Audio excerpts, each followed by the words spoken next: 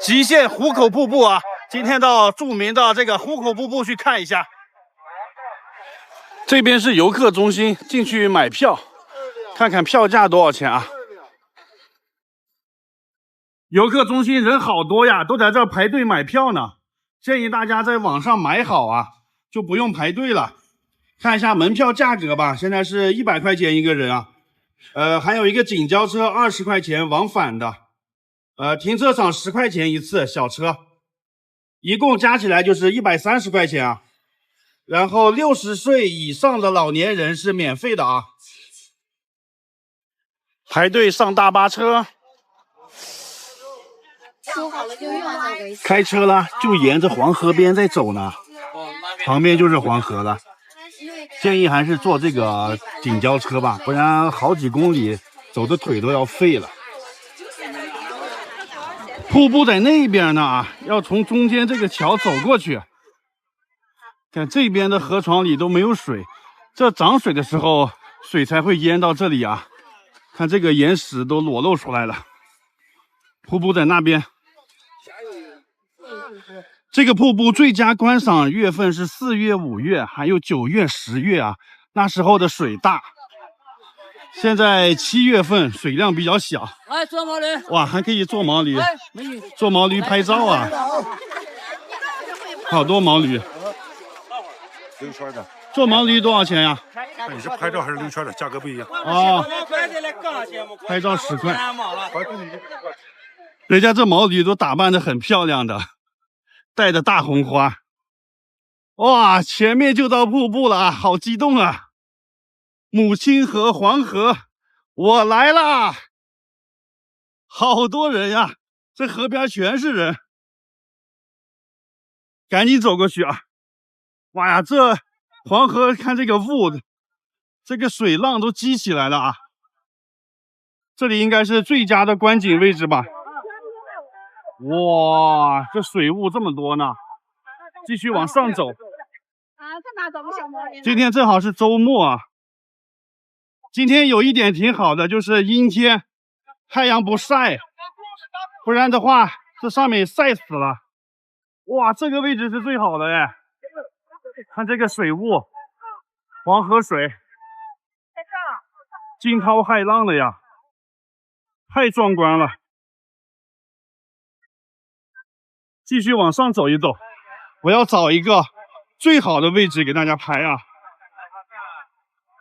到处都是人，找个好位置也不容易呢。哇，就这里吧。哇哦！哇，太壮观了，震惊！看这个水流还是挺大的，尽管现在还不是最旺的那个汛期啊。黄河水在这里的时候激起那个水雾来，对面就是陕西啊，这个是陕西和山西的分界线啊，陕西那边也有很多游客的，但是陕西那边的位置不怎么好啊，因为它到不了这个瀑布的跟前。你看山西这边的位置多好，离黄河水这么近啊！哇，感受一下这个黄河的气势，真的是黄河在怒吼啊，风在吼，马在叫啊！我又想起来那首歌了啊，好想唱一下那首歌呀，在黄河边，看这个奔腾的黄河水，这气势啊！我感觉人生有什么不如意的事情，来这里看看这个瀑布啊，你看看人家这个一往无前的气势啊！如果生活中有什么不开心的事，就来这里看看黄河啊，让黄河把你的烦恼带走吧。哎呀，这个水已经奔腾了亿万年了，没有人类之前，这黄河水就在那流呢，日夜不停的流，这流了多少水下去啊？黄河流经8个省份啊，到这里的时候，千里黄河一湖收。为啥叫壶口瀑布呢？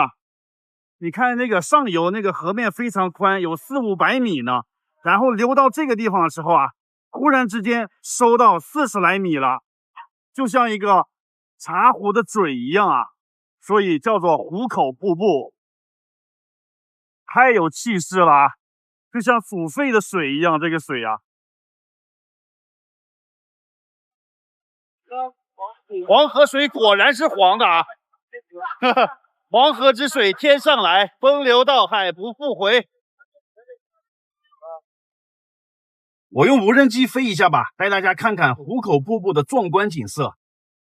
黄河是我们的母亲河，它发源于青藏高原，全长是5464公里。今天我来到黄河边，看着奔涌向前的黄河水，一股豪迈之情油然而生。此时此刻，我真想说点什么。曾经大诗人李白说：“黄河之水天上来，奔流到海不复回。”诗人刘禹锡说：“九曲黄河万里沙，浪涛风波自天涯。”也有人呢，吟出了《黄河颂》啊。我站在高山之巅，望黄河滚滚，奔向东南。惊涛澎湃，掀起万丈狂澜，浊流婉转，结成九曲连环。从昆仑山下奔向黄海之边，把中原大地劈成南北两面。黄河，你是中华民族的摇篮，5000年的古国文化从你这儿发源，多少英雄的故事在你的身边扮演。黄河，你伟大坚强，像一个巨人出现在亚洲平原，用你那英雄的体魄筑成我们民族的屏障。来到黄河这里啊，必须得朗诵一首诗，表达我内心的心情啊。这个瀑布因为处在山西和陕西的分界线呢，所以去2个省都可以看啊。好多人会纠结，到底是来山西看好呢，还是去对面的陕西看好一点呢？我是觉得山西这边位置更好啊，因为它离这个瀑布更近。另外一个，价钱比那边便宜，他们门票都是100块钱，但是陕西那边啊，公交车是40块钱往返的，山西这边是20块钱往返，所以能省20块钱。大家看这边激起的水雾全都飘到陕西那边去了啊，所以在那里看的人都打着雨伞呢，不然身上就全湿了。另外，陕西那个半山腰有一条沿黄河的公路啊，我看好多汽车呀，都停在那个公路上看呢。前段时间是不是把那个公路边上围上铁皮了？现在好像也拆掉了啊。你看那里就有人停着车在那里看呢。这个地方居高临下呀，看这个瀑布更清楚，也不用花钱，就是有可能造成交通堵塞呀。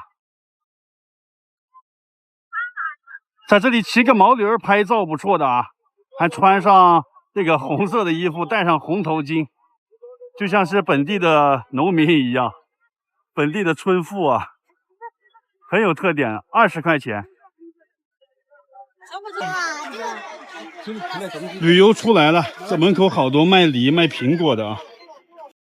大家好，我现在在四川的乐山大佛，这是它的山脚下啊。看一下这个佛有多大，太壮观了。给大家看看它有多高啊，71米。看这个脚丫子都这么大。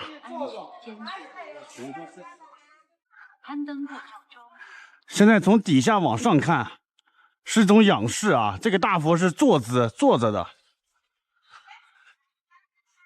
这边有这个楼梯可以通上去。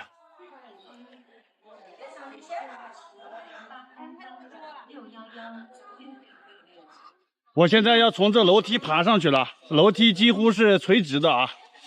你看嘛，有你爸里面那个好陡，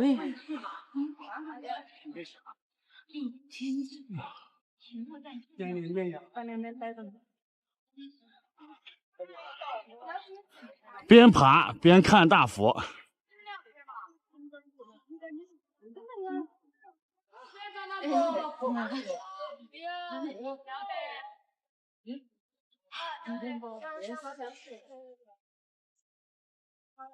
这个楼梯非常陡，这个大佛高71米，就是你要从下面爬上来，要爬70多米啊，这个楼梯。哇塞，从这下面终于爬上来了。建议年龄大的朋友就不用爬这个了，特别的陡，很累的。从这个位置看大佛的最佳位置啊，这个全身都能看得到，全景这个大佛是在江边的悬崖上开凿出来的，是坐姿的啊，从这儿能看到大佛的全景。那么是谁建造的这个大佛？是一个叫海通的和尚，他建造的啊，是唐朝的时候。那么为什么要建造这个大佛呢？它是为了镇压水患的。大家看一下这儿的地理位置，它是个三江汇流的地方，这边是岷江，这边是大渡河和青衣江，这3条河都流到这里来。在唐代的时候，这个地方经常发生水患嘛，就是船只经过这里的时候，经常是翻船啦，这些情况会发生。所以这个和尚呢，就建了这种佛像，然后镇压这个水患。当然，以现在我唯物主义论的这个观点来说，我是不相信这个的啊，只把它当一个故事听就可以了。但是神奇的是，修好这个大佛以后，真的水患就减少了。为什么呢？因为他修这个大佛的时候，你看挖掉了很多的土，这些土啊、石块呀，掉到江里面，就无意中改变了这个江底下的漩涡、暗流，还有这些礁石之类的分布，所以这个江水就没有那么急了，暗流也少了，所以经过这里的船只呢，就翻船的概率就少了，所以它也是无意中，确实起到了防止水患的作用啊，太神奇了。这个就是乐山的市区。其实有一个问题，不知道大家发现没有，就是说治理水患应该是兴修水利才对，对吧？但是为什么古代的人他是要修一个佛像来这个治理水患呢？这个脑回路是怎么样转过来的呢？我是不太了解啊。但是实际上现在是怎么样治理水患呢？大家看一下，前面都有这个拦河的大坝，他把一条河都分成2条了，然后分出来的这条呢又有弧度，这样等这条河过来的时候，它的能量已经是减弱了。然后那边也有很多条河流，就是他把一个本来很波涛汹涌的河给它分成很多条小河，然后再增加它的弯度，让它减少它这个能量，靠这个来治理水患，而不是说修一个佛像来治理水患。古人的脑洞也是比较大啊。你们想这个问题了吗？大家好，我现在在四川的乐山大佛，这是它的山脚下啊。看一下这个佛有多大，太壮观了。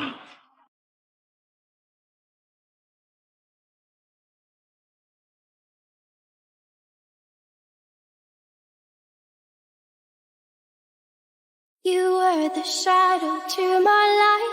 Did you feel us? Another star, you fade away. Afraid our aim is out of sight. Wanna see us alive. Where are you now? Where are you now? Where are you now? Was it all in my fantasy? Where are you now? Were you only imaginary? Where are you now? At Venice, under the sea, under the sea. Where are you now? Another dream. The monster's running wild inside of me. I'm faded. I'm faded. So lost. I'm faded. 3、2、1，我们到黄果树瀑布了，太壮观了，太漂亮了！这是什么神仙地方呀？带大家在这个黄果树瀑布这里转一下。大家快看，那个瀑布下面还有彩虹呢！现在每天下午的时候，阳光照射过去就有彩虹啊。简单介绍一下这个瀑布，它的高度是77.8米，宽度是101米。它不单单是中国第一大瀑布，它也是全亚洲的第一大瀑布，世界排名第3的瀑布。其中呢，贵州呢属于喀斯特地貌，所以这个瀑布属于侵蚀裂瀑布。在这个瀑布的后面呢，还有一个非常著名的景点，就是孙悟空的水帘洞就在这个瀑布之后。水帘洞在那后面吗？对，而且这个瀑布是国内唯一一个可以从前面、后面、左面、右面、上面、下面6个方向都可以看的瀑布。哇，不愧是国内最大的瀑布群啊，非常壮观。走，咱们从这边转一转，转到那个瀑布后面去。然后这个地方啊，游客也是最多的，大家都在这里拍照呢。真的找到一个好位置很不容易的啊！从这里上去，这还有直播的小哥呢。带大家在这瀑布跟前转一转啊，看看这里是什么样的。人好多呀！今天正好是4月5号清明节，节假日大家都出动出来玩了吗？看看这条河流啊，瀑布的水流下来。就是后面这条河流了，它是呈绿色的，非常干净纯净的一条水啊！看那个彩虹，看得很清楚了吧？小胖，看那个山上有一条栈道，咱们往那边走。走。老板，你知道吗？在刚才咱们上来的这个栈道里，除了有很多人在拍照，你还发现了什么？就是有很多人在写生，在对画画这个大瀑布的场景。对，但是在我看来呢，任何的画卷也好，照片也好，都没有办法，就是可以让亲眼所见的这种更壮观。肯定的啊，这个呀，确实现场看的跟画里很不一样的。我们走到半山腰了，这里也是观瀑布的好位置啊，这里看的更壮观。这里是居高临下的看呢，比那下面看的更清楚，完全是无遮挡的啊，全部都能看得到。这里也是有好多人的，可以沿着这里一直往前走，就走到瀑布的后面去了。半山腰的这个栈道足够长，边走边拍，这里的位置也绝佳。而且我们今天来的时候，天气也挺给力的啊，这个大晴天拍出来更漂亮。哈哈，继续走。沿着这里可以到那个瀑布后面去。老板，你知道吗？很多网友说贵州是天无3日晴，地无3尺平。今天这么一个大晴天，我们能在这儿看瀑布，还能看见彩虹，真是非常难得，非常难得能看到彩虹啊！这里马上就要进水帘洞了，然后大家都在这里拍照呢。水帘洞，看看孙悟空的老家。哇，这里离这个瀑布这么近呢啊！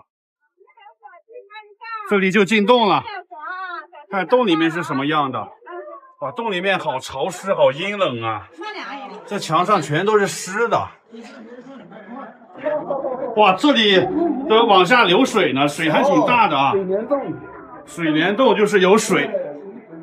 哎呀，这上面还开着天窗，好湿，好潮湿。这就走到瀑布的后面了，小胖快回头给你拍个照，看这个水哗哗的流下去了，太壮观了。继续走，这个是很窄的一个通道啊，不能停留。这后面也挺神奇的哈，小胖。是的，没想到后面有这么个洞呢。小胖，哇，这里还有一个小的窗口呢，可以把手伸出去摸接一下那个水，哎，好凉的水，你看。哇，就可以摸到这个水，哈哈！看这里完全看不到外面是什么样的啊，长了好多的苔藓植物，好潮湿，好滑呀！继续往前走，啊，这洞里面太神奇了。这个地方又有一个窗口，可以走到这里去。哇操，这个地方更壮观了啊！看这个水哗哗的流出去，快走到那里去。哇，这是绝佳的位置，来，给你来个配个音乐。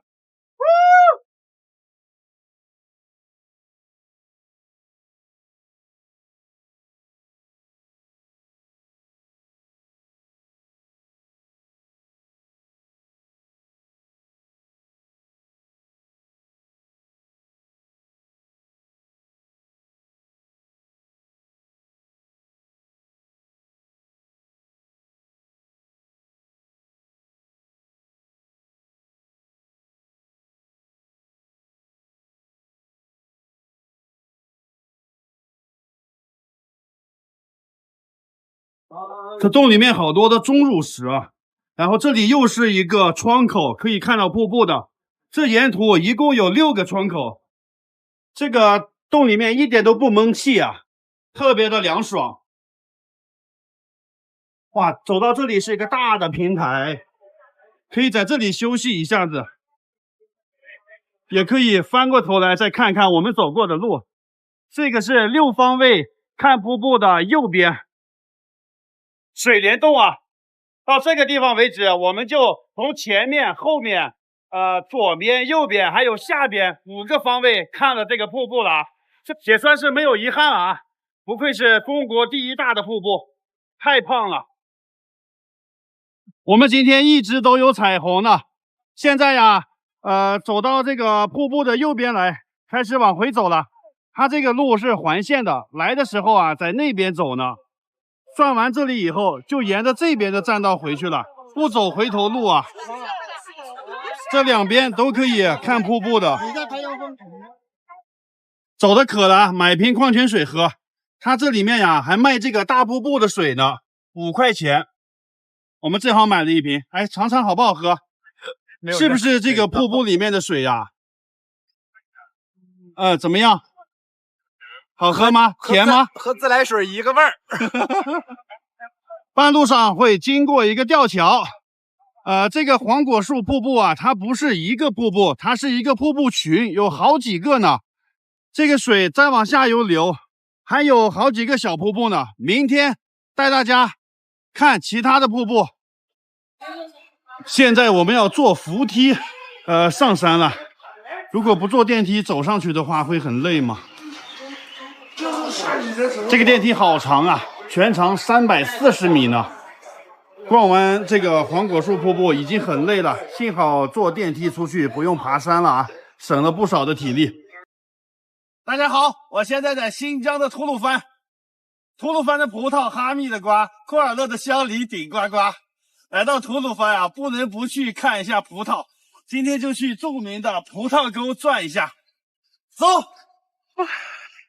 买好门票了啊，它这个门票加区间车票一共是65块钱。它这里面现在一共是5个景点嘛，前3个都没有开，只开放了后面这2个，就是葡萄沟游乐园和这个艺术馆。好，今天我和这个大哥一起进去玩，大哥是那个免门票的，然后区间车票又是打了半价，我买的是全价票啊。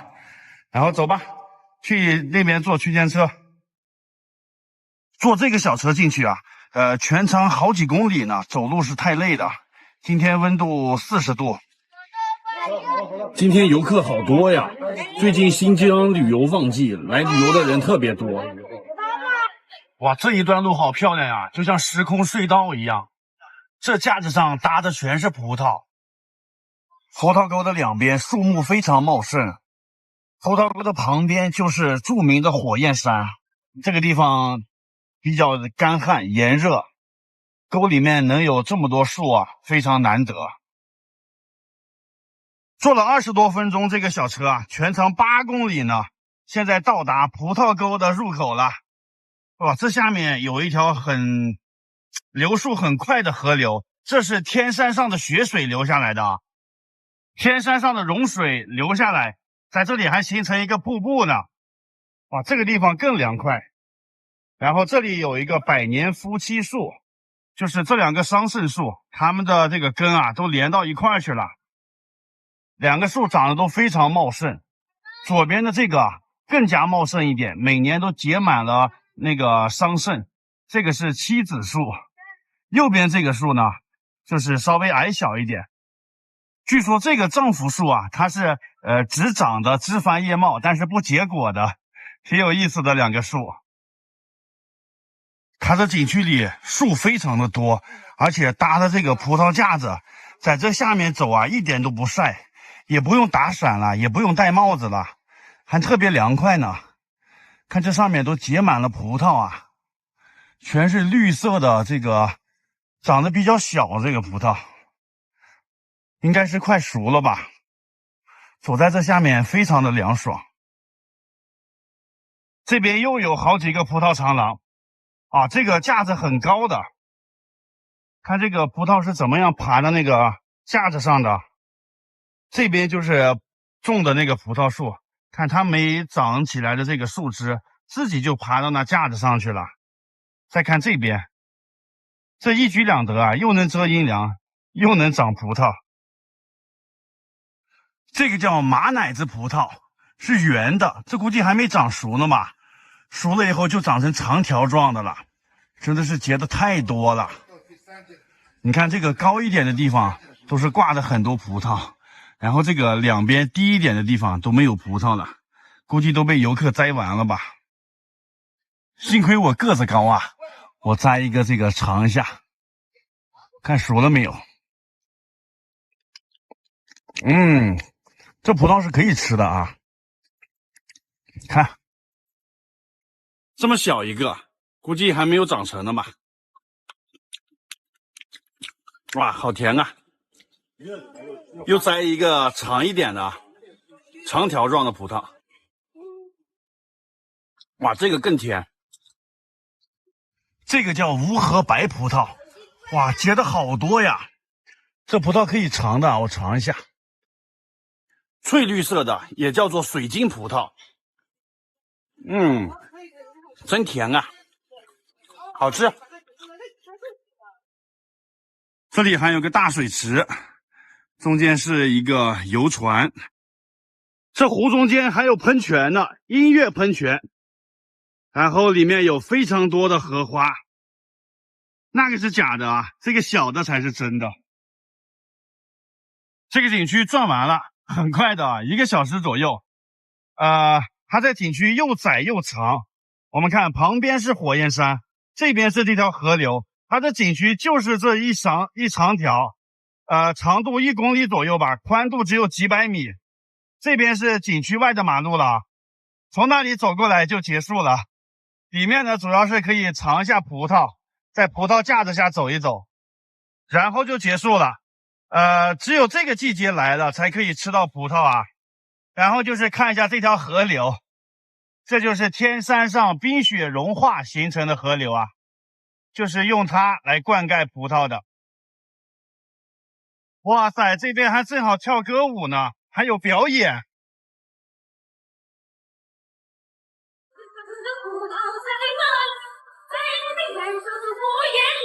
最想喝的葡萄在哪里？在人生的偶尔中水里。我也是那葡萄配上火焰，为什么这么做的都不能？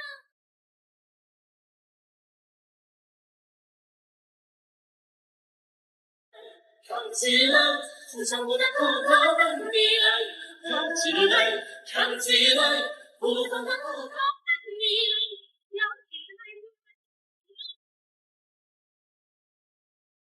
跳起来呀，跳起来！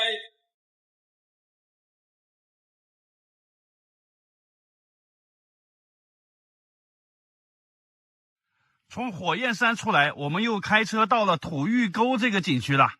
这后面是一个村庄，叫麻扎村。这个村庄呀，已经2000多年了，他们就世代居住在这个火焰山的脚下。哇塞，我们看那个火焰山上面啊，寸草不生。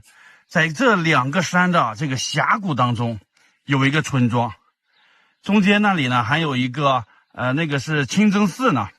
一会儿呢，我们就从这里走到那个村庄里去参观一下这个村庄。这个多少年了？2000多年的历史了，这村庄。2000多年了。对，你看啊，那山上寸草不生，但是这个村子里种了好多的绿树，这是为啥呢？因为那个坎儿井。有井水嘛，有能灌溉这些树木，所以它这个村庄里有好多的树。走，咱现在进去参观一下吧。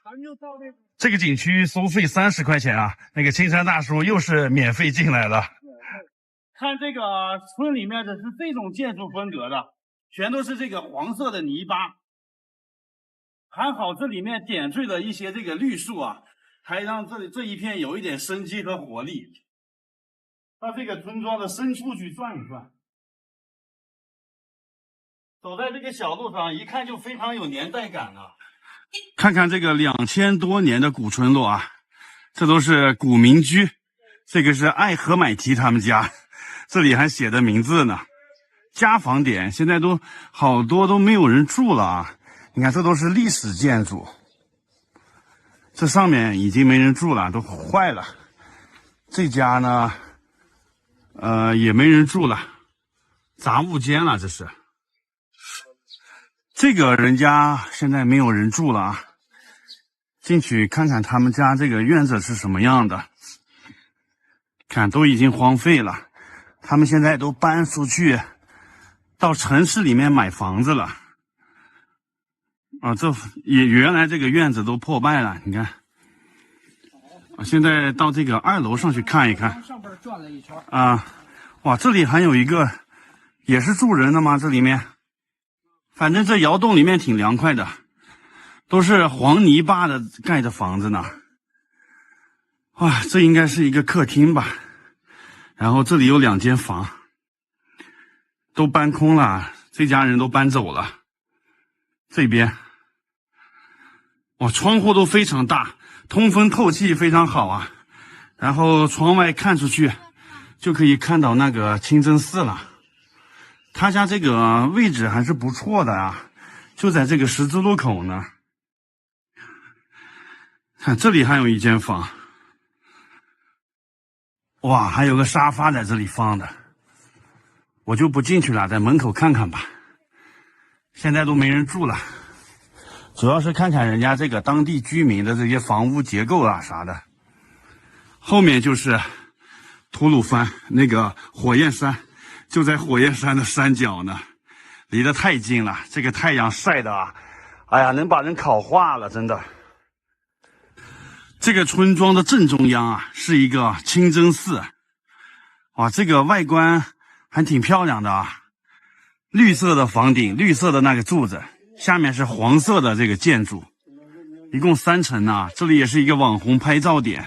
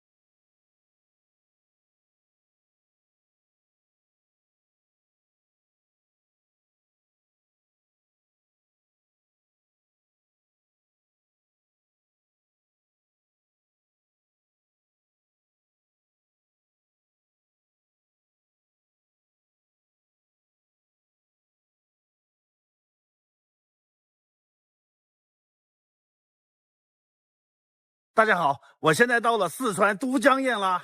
今天要去这个著名的水利工程转一下，门票80块钱，已经买好了，进去看一看。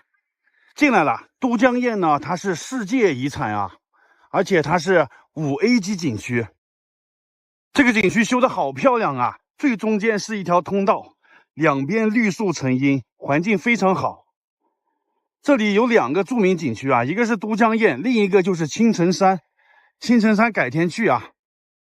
拜水都江堰，问道青城山，是这个城市的名片。而且这个地方呢，还有卧龙大熊猫自然保护区。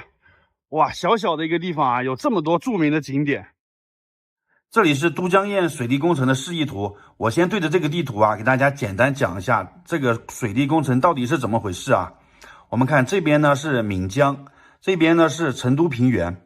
在2000多年前呀，成都平原是非常干旱缺水的，但是这个岷江水呢又白白的流走了。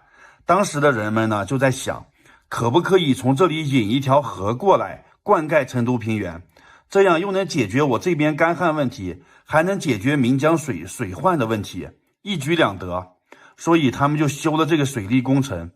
想看懂这个水利工程，我们需要看这3个点，一个是宝瓶口，一个飞沙堰和一个鱼嘴。宝瓶口呢是这个水利工程的第一步。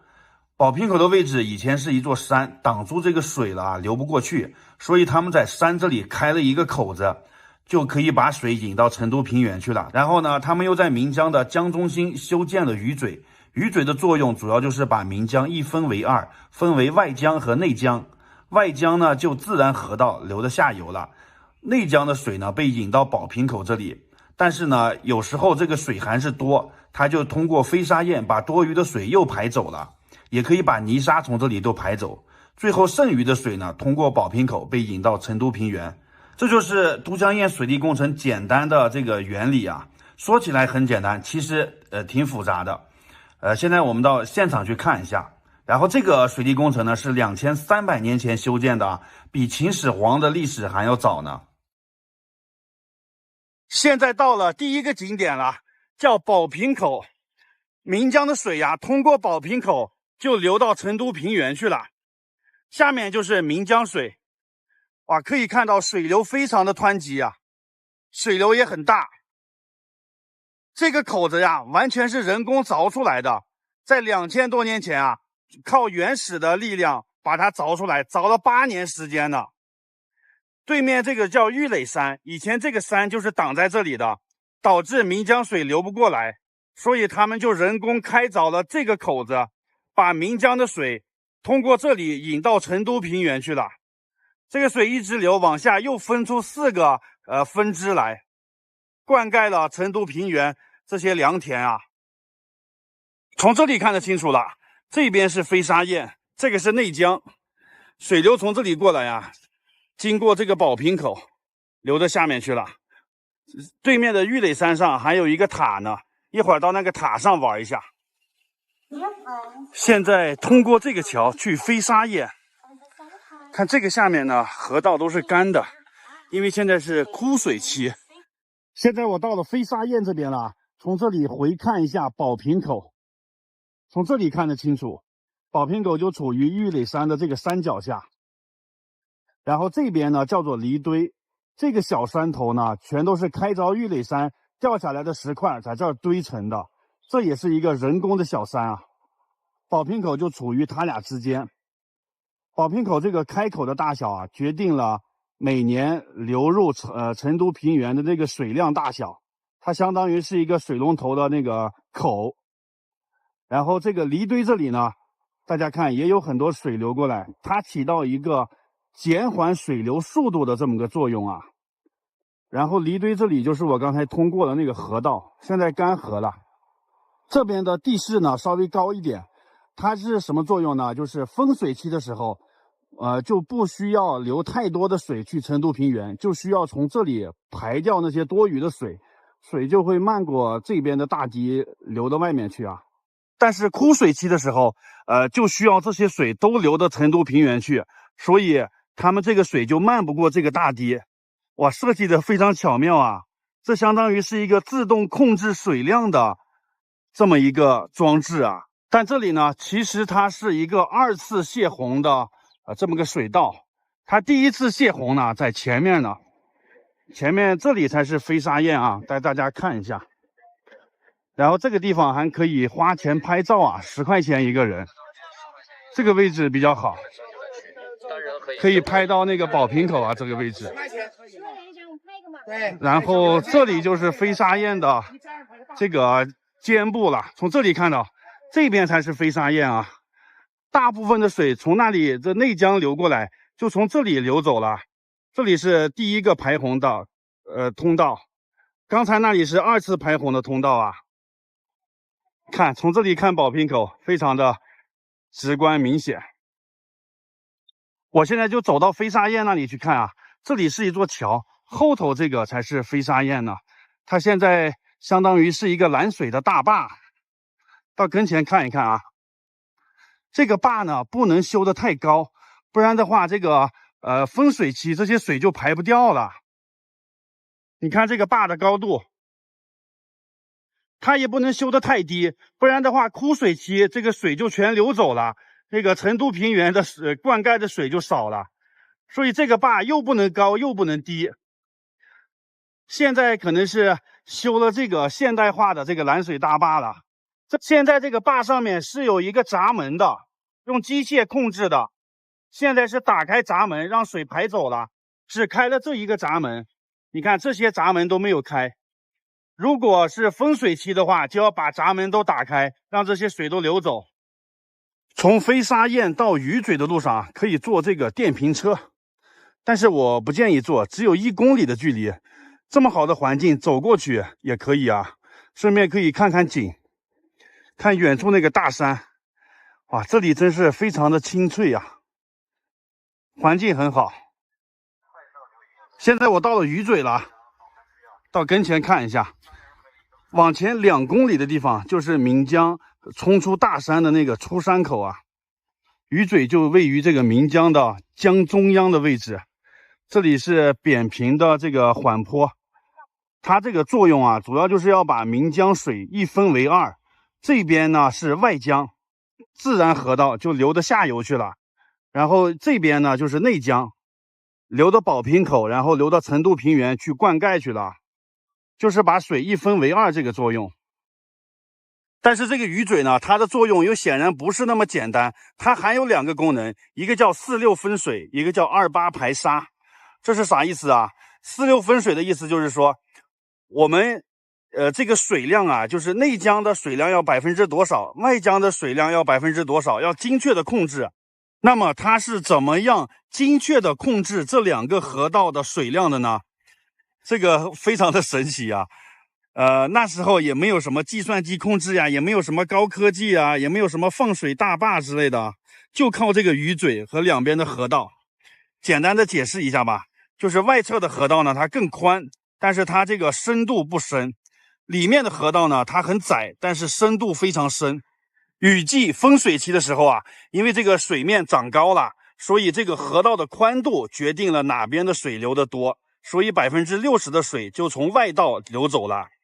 那么旱季的时候呢，就主要是看哪边的河道深，这边的河道更深，所以它自然的就能分走60%的水啊，这就是神奇的4-6分水。再说一下什么是2-8排沙，就是这个岷江里面它有非常多的泥沙我们希望这个泥沙大部分呢通过外江排走，不要通过内江流到成都平原去啊。怎么实现呢？它利用了这个河流弯道的一个物理效应。就是这个河流在拐弯的时候啊，这个表层水呢是走这个外面，深层水呢含泥沙的这一部分是走这个河道的里面，深层水呢就带走80%的泥沙了。大家看，这是一个天然的一个弯道，所以流到内江的这个泥沙只有20%，这就是神奇的2-8排沙，全部通过这个鱼嘴啊，还有这个天然的地理形势，还有2边的河道来实现的，没有什么高科技的这些装备呀、设备呀，全是自然实现的啊。古人的智慧不得不佩服呢。这个就是外江的河道，现在也在这河道上修了一个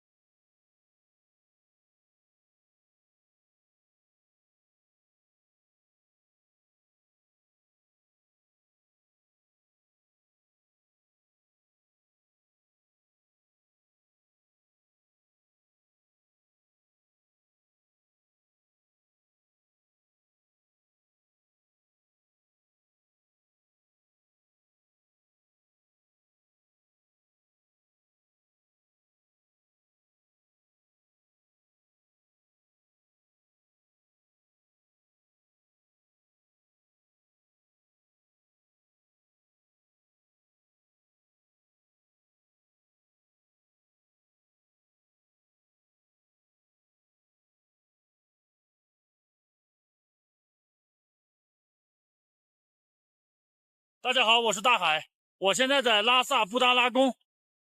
布达拉宫是50块钱人民币背后的图案啊，就这个图案是在那个地方拍的，就是这里。看到这个密密麻麻的人了吧？这个叫药王山，它是拍摄布达拉宫的最佳位置。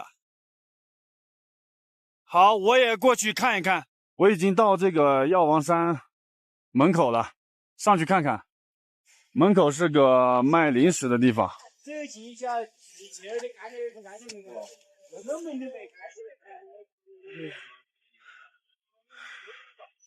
这是个免费的景点。哇，好多台阶呀！对，跟我一起住的是但是当时我们不在外边。这前面是卖什么的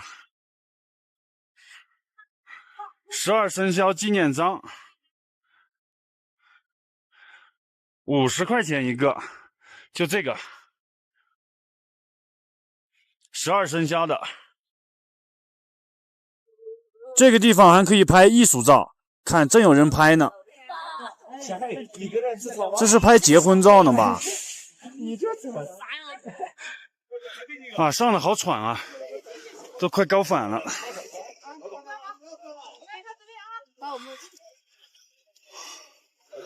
哇，看这边，上到底儿了，很多人啊。中间有一个台子，可以站在上面拍照。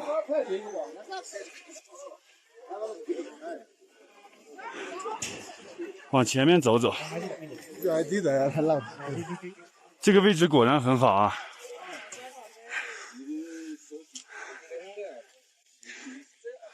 呀，可惜我没有带50块钱啊，不然就可以拍个照片。大家拿出50块钱来看一下，和这个角度一不一样？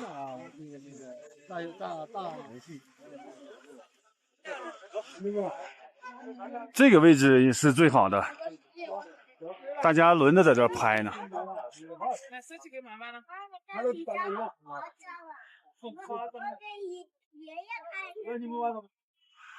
哇，这个上面视野很好啊，很开阔。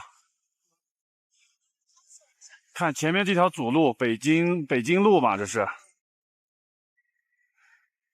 这就是广场。广场绿化很多啊，树很多。天安门广场一个树都没有，这边这么多树。这边车来车往。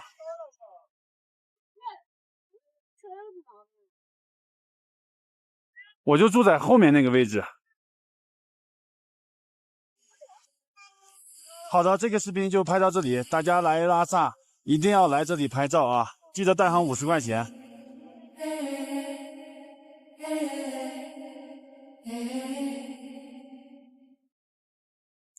已经爬了一半了，从高处看一下。对面那个是药王山。这个是布达拉宫广场，那个山脚下就是拉萨河。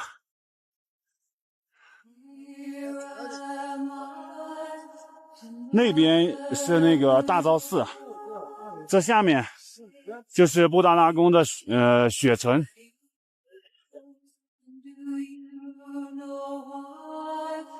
刚从那儿爬上来，那儿，哇，爬得快高反了。本来海拔就是3650，然后这个再往上爬，这个就是刚才去的监狱，这个是收税的，这个是布达拉宫的正门南门，这个是那个供奉酥油茶的。大家好，我是大海，现在是2019年9月16号。我在布达拉宫，前面那个地方就是预约门票的，这个地方。一般情况下是今天约明天的，明天约后天的。但是现在人少，这个门票充足，当天就可以进去。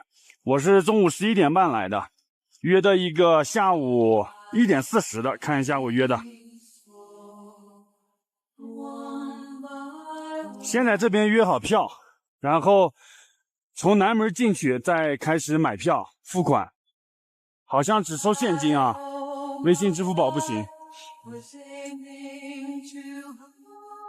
现在我要去那个南门，先提前进去。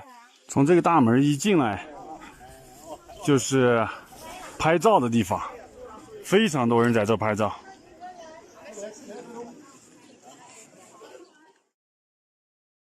在这房子两边可以租这个语音导航，但是也可以在那个门口拼导游。这边有个宣传片，这里面布置的很好，看这个鲜花呀什么的。先去这边看一看吧，时间还没到。这个叫雪巴猎空，专门管搜税的，就在布达拉宫山脚下。这个雪巴猎空旁边就是监狱，就是这个叫雪监狱。这个监狱就是地下室，里面特别的昏暗，暗无天日，各种刑具，特别恐怖啊！刚才我刚进去，从这儿开始爬楼梯，要爬13层楼才开始正式的参观。13层以下都是不开放的。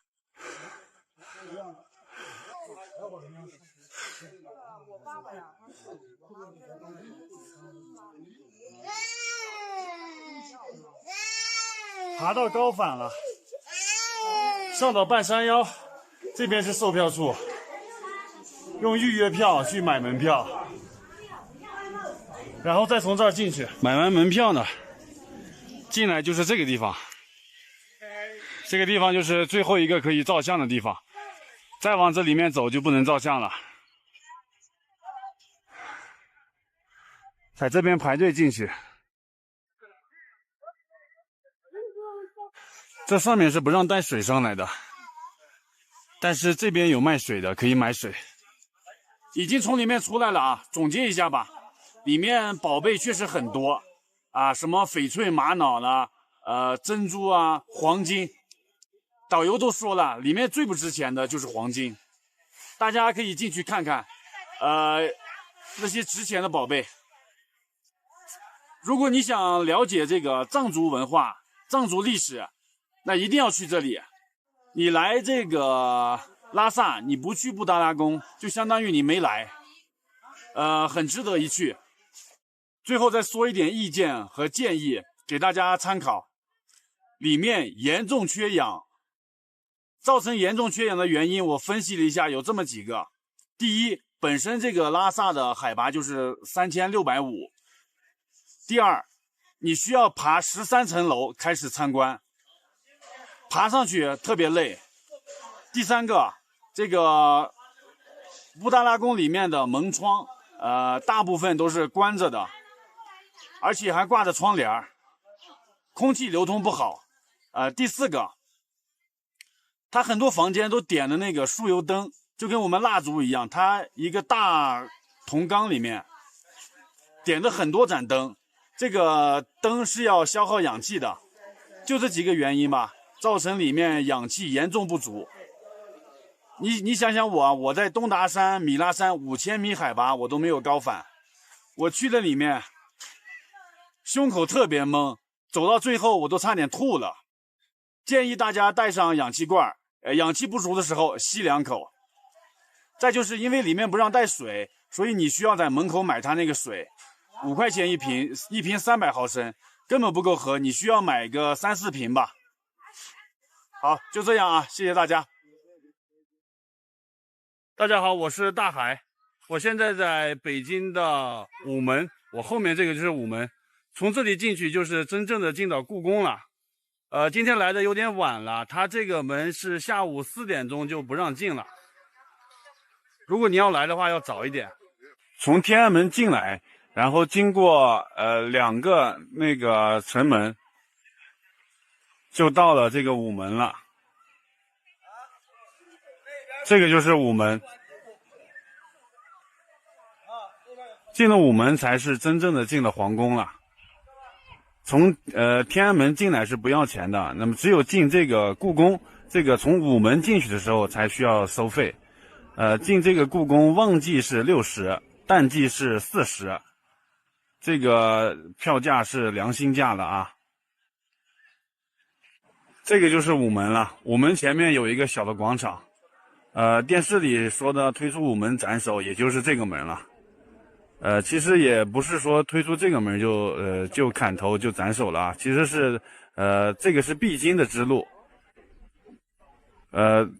把犯人从这个门推出去，一般是都押到菜市场去斩首的。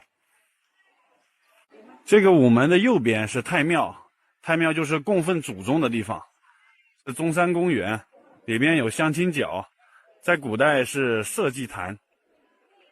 就是天下社稷的那个庙。现在故宫买门票只能是网上这个买，不能这个现场买了。可以登录这个网站，买的时候要填写这个身份证号的。进去参观也要拿着身份证实名参观。以前在这个位置是人工售票的，现在都没有了，都是网络售票。这边应该是部队上的人在这训练吧？那边也有，不是部队上的，是这个应该是警察还是特警啊？这边的安检很严格的。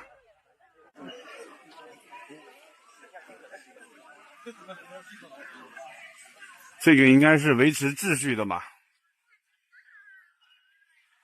看是那个安保，看背上写的呢是安保，故宫的安保。当每天这个故宫关门以后，紫禁城故宫里面只有安保和警察在里面。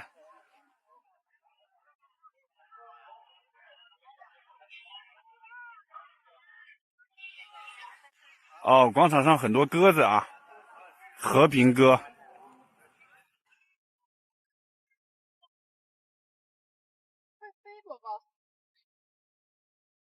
大家好，我是大海，我现在在北京的景山公园门口。这个景山公园是来北京旅游的必去景点。为什么这么说呢？因为这个公园里有一座假山，在假山的山顶上可以俯瞰整个故宫，视线非常好，整个故宫一览无余。而且这个公园门票才2块钱，很良心了。一进来公园那个方向有一座假山，那上面有个凉亭，是它这个的最高处。这个是上山的路，这个假山就40-50米，不是很高。在这个假山的山脚下有一棵歪脖树，就是我身后这个，它是崇祯皇帝上吊的地方。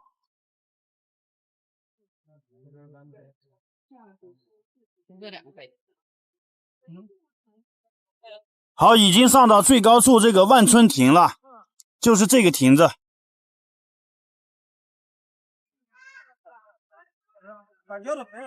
还有最后几个台阶，这边非常多的游客在这边拍照。好，大家跟着我的镜头往前走，上最后一个台阶。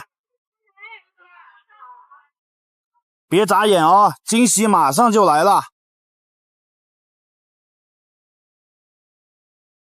当当当当！哇塞，故宫全景，这就是整个故宫的样子。后面这个是它的神武门，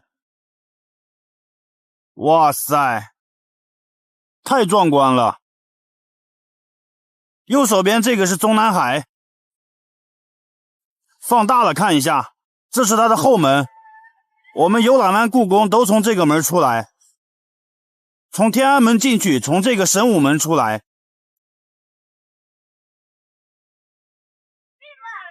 太壮观了！这黄色的琉璃瓦，太气派了。我手指的这个方向就是乾隆晚年就住在这里，这个故宫的东北角。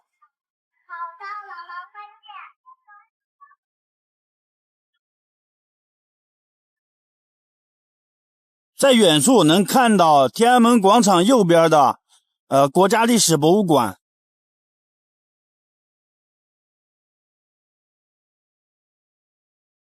这边放大一点看，看到了吗？人民大会堂。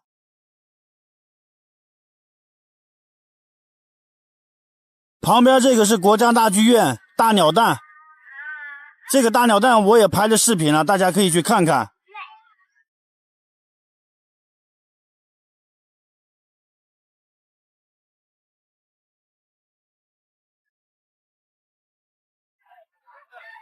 大家看看这山顶，游客非常的多。这个山顶是这一片算是制高点吧，可以一览众山小，视野非常开阔。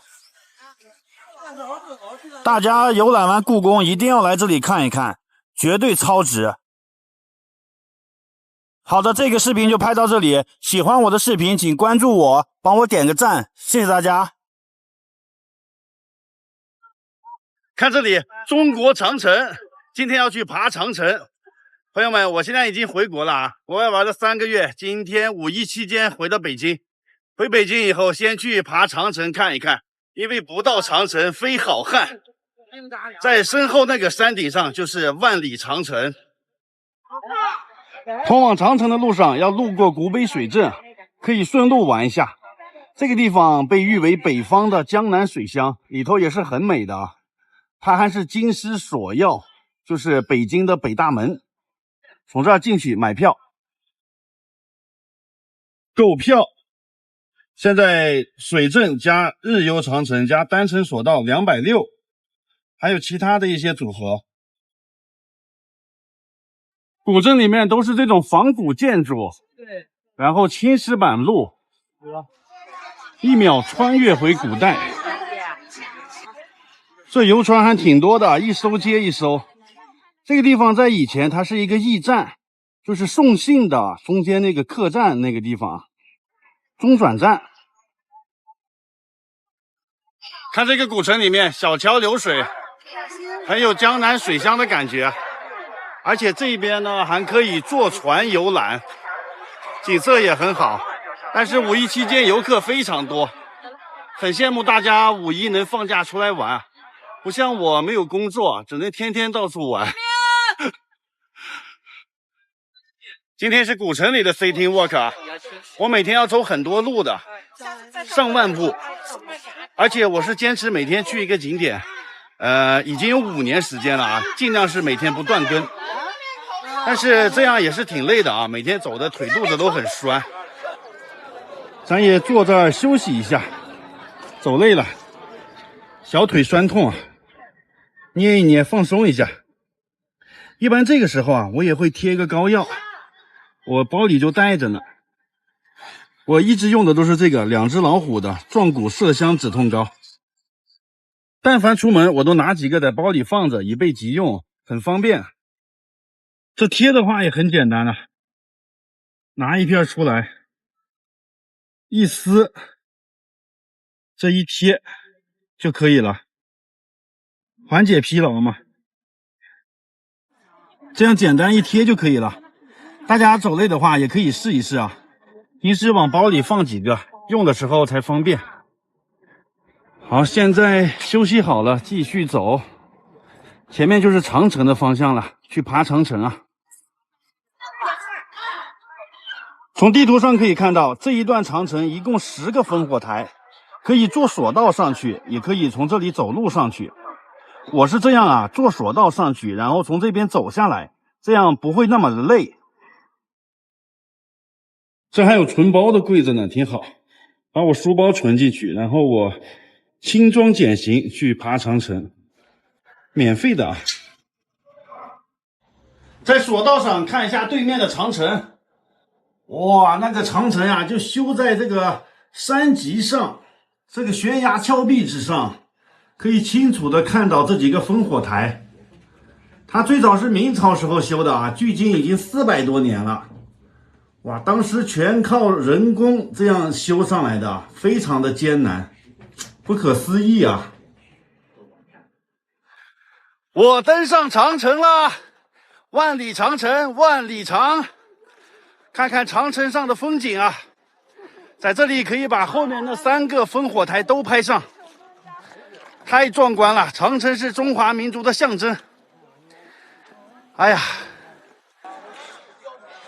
从索道10分钟就走上来了，那个是第9段的烽火台，我就不往上走了，因为我要往下走嘛。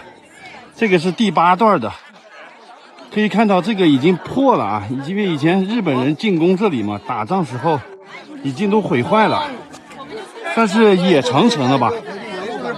它可能修复了其中的一小段，到这个城楼里面看看。哇，这里头这种结构也是四通八达的。哦，它是上面没有盖的啊。驻守的官兵在这里面啊，晚上可能也会住在这里面。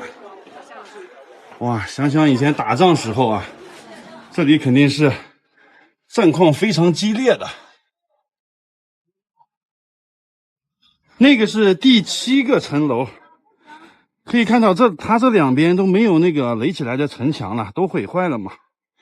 应该是有一个凹凸的那个造型了啊。这就是塞外，这个是长城里面的塞内。哇，从这里可以看到那个古北水镇啊，就在这里。这下面有一个湖，大了。从这儿继续往下走。哎呀，这个梯子很陡呀！哇哦，这上面的风特别大，差点把我帽子又吹跑了。坐在这个地方拍照很不错的，可以把长城和后面的崇山峻岭一起拍进来。哇，辽阔的中华大地啊，这种感觉，江山如此多娇。看这个长城，再往前走就剩下一堵墙了，变成野长城了。因为打仗都毁坏了，后来也没有修好这一段。哇，看远处那个崇山峻岭之间啊，都跑那儿去了，蜿蜒曲折。这一段的路都是成了这样了，很崎岖。但我感觉这才是以前的长城啊。因为有这种垛口啥的啊，可以往外头射箭，而且这是朝向敌人的那一方嘛。你看，朝向我们里头的这一方就没有墙了。也忘了这是第几个烽火台了，都残缺不全了，有一种残缺之美。万里长城北京段，司马台长城。哎呀，曾经杨家将也守过这段长城啊，杨继业被叫做杨无敌，在这里守过。古城里面还有一个杨无敌祠呢，这里最中间供奉的就是杨继业啊，就是杨家将的故事。这个杨继业他有6个儿子嘛，杨大郎、杨二郎、杨到6郎。看啊，这边是1357，这边是2468。第8个儿子是他的义子啊，这6个儿子都是他亲生的。这是杨6郎、杨4郎、杨2郎。杨家将满门忠烈啊，从小就看过他们的故事。这还有个温泉泡脚池呢，这一圈都坐满了，我都挤不进去。今天就玩到这里啦，我也要找个地方泡脚，长城脚下泡脚啊。好，拜拜。